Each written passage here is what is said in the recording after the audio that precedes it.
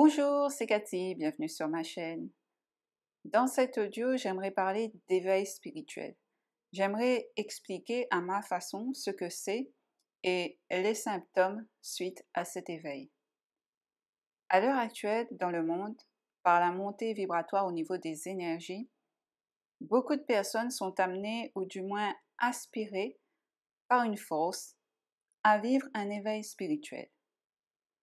Cette force surnaturelle nous bouscule dans notre habitude, dans notre vie de tous les jours et nous demande de changer.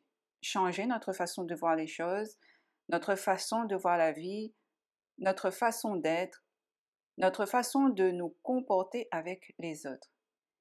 Et quand cette force nous aspire à cet éveil, rien ne peut l'arrêter. On va continuer tout le temps à avancer dans cet éveil. C'est quoi un éveil spirituel? C'est un appel intérieur qui nous pousse à révéler notre essence profonde. On sait depuis toujours, ou du moins on a ce sentiment profond, que la vie ne s'arrête pas au métro boulot dodo.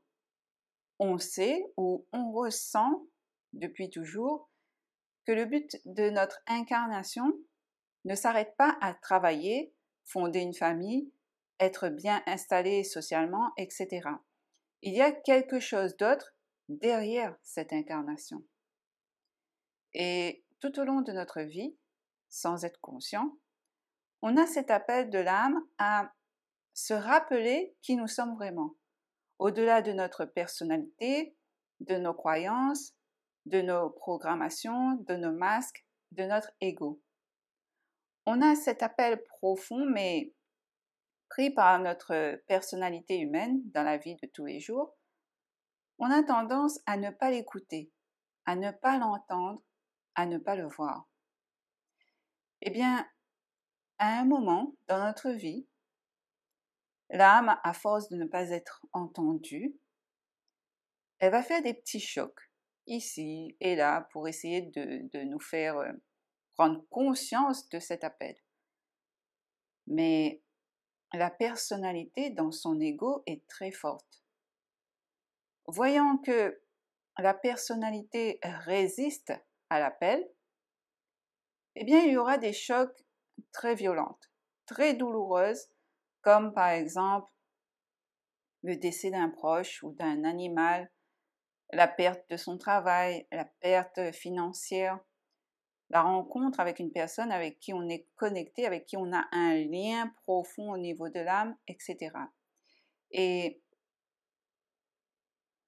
on va avoir des chocs très souffrants qui va forcer la personnalité humaine à abdiquer, à se rendre et à voir enfin cet appel de l'âme, de voir que l'âme existe, qu'il n'y a pas que la personnalité humaine.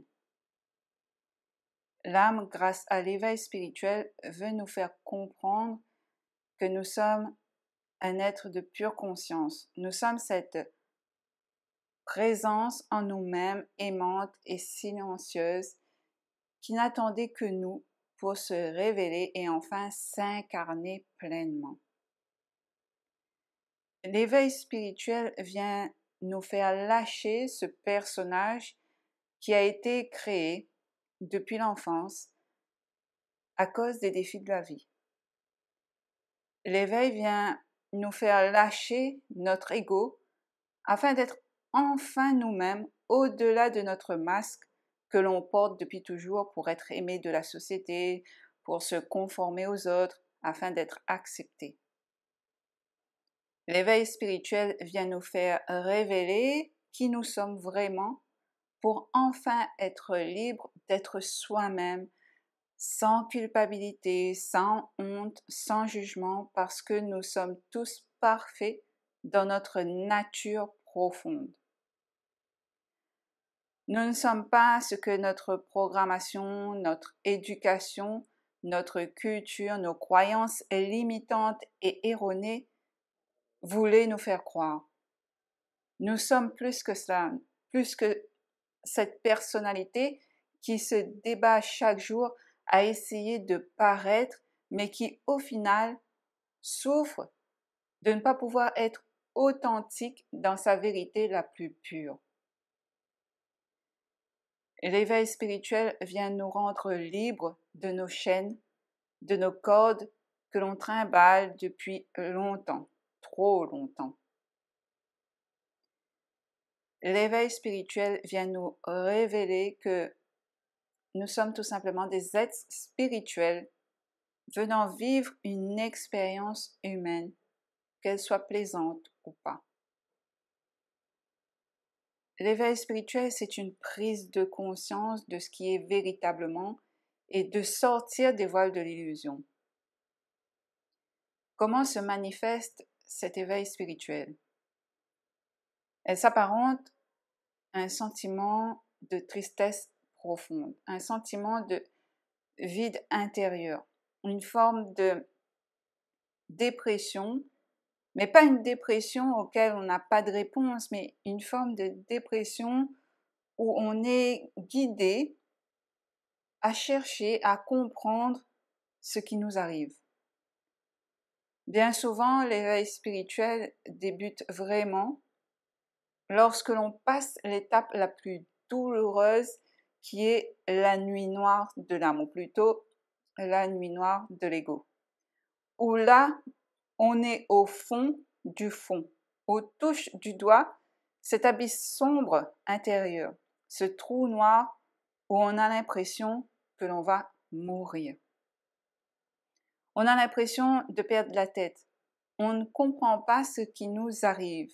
On a l'impression que toute notre vie n'était que mensonge.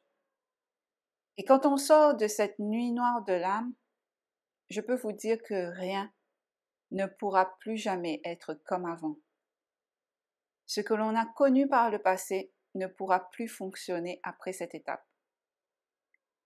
L'éveil spirituel est un cap à passer, c'est un processus de transformation intérieure profonde. On n'est plus la même personne que l'on était hier. On devient plus conscient. Les voiles de notre vie, du monde, se lèvent pour laisser place à ce qui est vrai et réel. Tout le monde en chemin d'éveil passe par là. Il ne faut pas vous culpabiliser, ni vous sentir anormal, ni croire que vous perdez la tête. L'âme ne veut plus de mensonges ni d'illusions. Il veut vous montrer votre perfection dans votre essence profonde. Un des symptômes de l'éveil spirituel les plus intenses et perturbants, c'est l'apparition de sensations nouvelles dans le corps. Il y a souvent, par exemple, la montée de Kundalini. C'est un phénomène énergétique dans le corps. Elle peut se manifester de manière très différente d'une personne à une autre. Il s'agit généralement de sensations corporelles intenses comme des ressentis émotionnels, des sensations de mouvement, de vibration qui parcourent le corps ou de chaleur telles que le dos qui chauffe. Elles peuvent être aussi accompagnées de mouvements involontaires.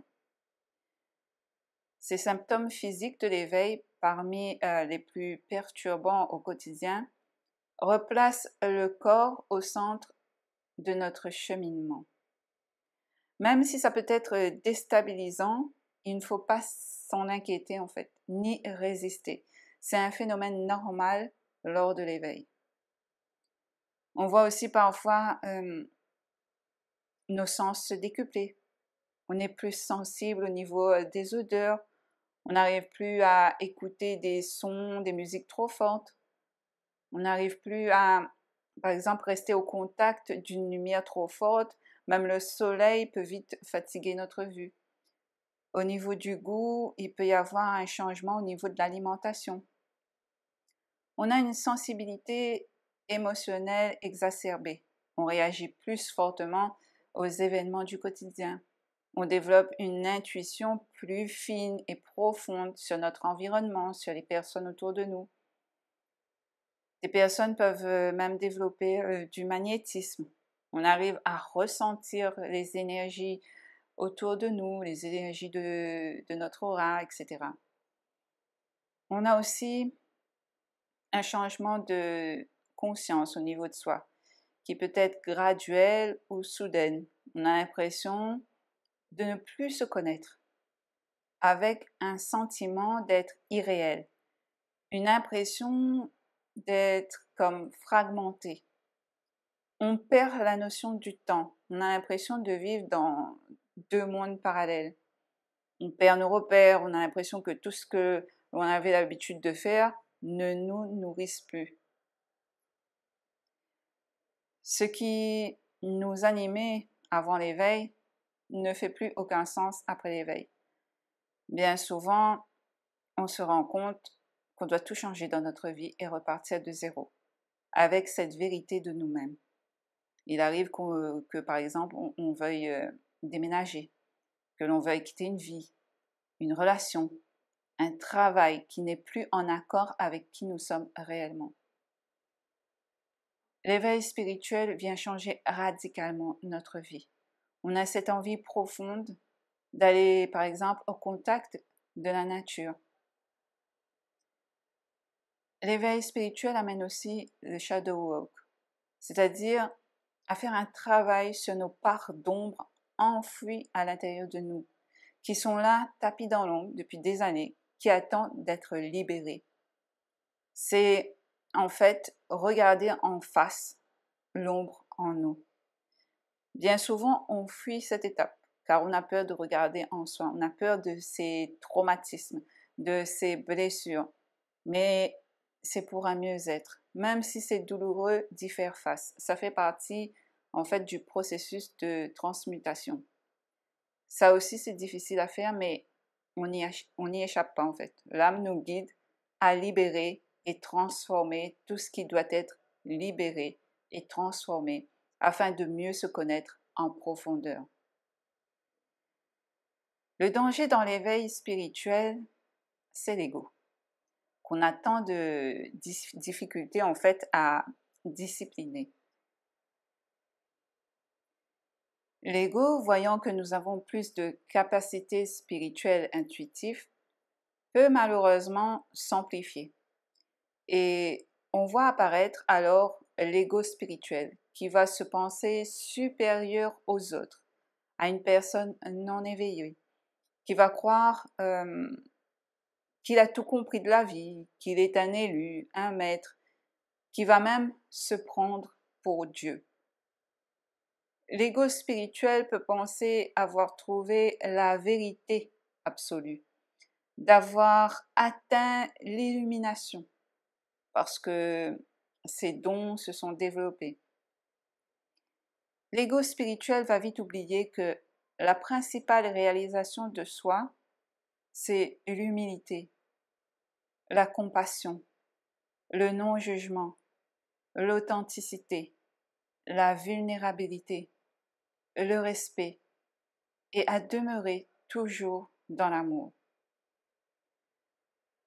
Pour terminer cet audio, je dirais que l'éveil spirituel, c'est mourir et renaître à soi-même.